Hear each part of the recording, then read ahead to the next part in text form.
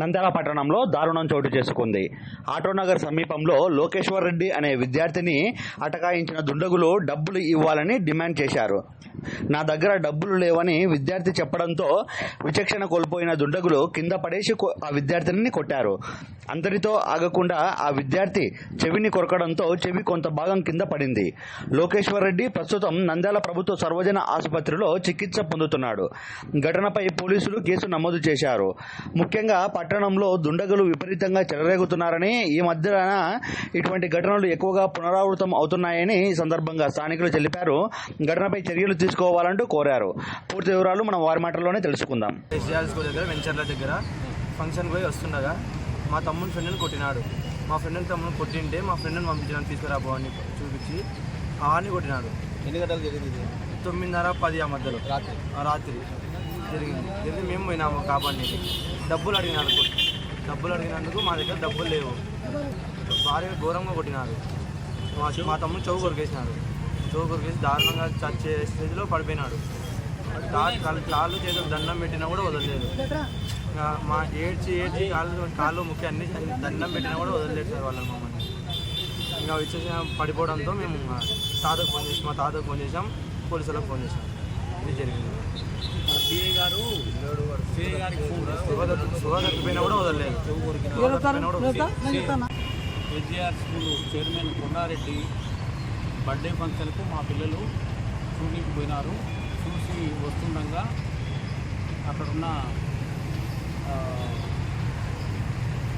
Shankar lawyer అనే అబ్బాయి వాళ్ళ బ్రదర్స్ అందరూ కలిసి మా పిల్లలను చాలా దూరంగా వచ్చినారు. బండి మీద చేతులు గుంజుకొని మా తోటి పిల్లల బండి మీద గుంజుకొని తోటి పిల్లలు కూడా కొట్టినారు. చాలా దుర్మార్గంగా కొట్టినారు.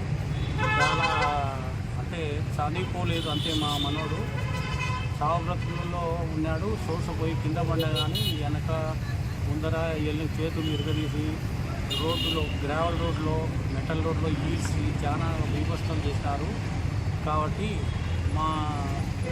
మేము పోలీసు డిపార్ట్మెంట్ వాళ్ళని కోరేదేమంటే మాకు తగు న్యాయం చేయాలని కోరుకుంటున్నాము. తోటి ప్రజలు ఎవరైనా సరే ఈ విషయం ఎవరికి జరగకుండా చూడాల్సిన బాధ్యత డిపార్ట్మెంట్ పైన ఉందని నేను ఆశిస్తున్నాను. ఇంతకుముందు ఏమైనా మనస్పర్ధలు ఉన్నాయి? ఇంతకుముందు మాకు ఎలాంటి మనస్పర్ధ లేదు. మా వాళ్ళు పిల్లలు మాకు వాళ్ళ ఊరేదో తెలియదు. మా పిల్లలకు వాళ్ళకి తెలియదు, వాళ్ళ పిల్లలు మాకు తెలియదు. ఏమి సంబంధమే లేదు. మా పిల్లలు ఫంక్షన్కి పోయి వస్తున్నారు అంతే. వాళ్ళు బండి బిగి చేతులు కూర్చుకొని బండి కింద దొప్పి బండి దగ్గర పెట్టుకొని డబ్బులు డిమాండ్ చేశారు. డబ్బులు డిమాండ్ చేస్తే మా దగ్గర లేవు అంకులని చెప్తున్నారు.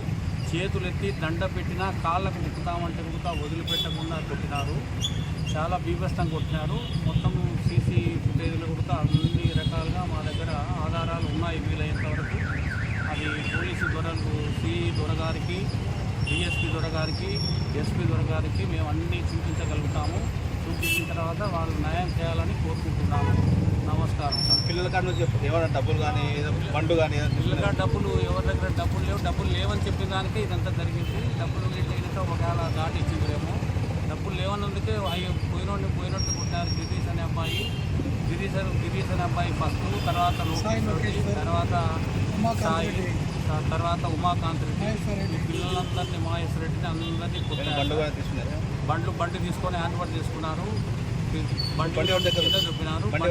బండి వాళ్ళ దగ్గర ఉంది. బండి బిగించి వాళ్ళ దగ్గరనే ఉంది సార్. కాబట్టి న్యాయం చేయాలని. ఎంతమంది ఉన్నారు దాడిలో? దాడిలో సుమారు 6-7 మంది ఉన్నారు సార్. దాడిలో వచ్చిన వాళ్ళు వచ్చినట్టు కొట్టినారు. పిల్లలను పోయిన వాళ్ళని పోయినట్టు కొట్టినారు. రిక్వెస్ట్ చేసి కాళ్ళకు ముక్కుతామంటే వదలకుండా కొట్టినారు. అది సార్ జరిగిన విషయము.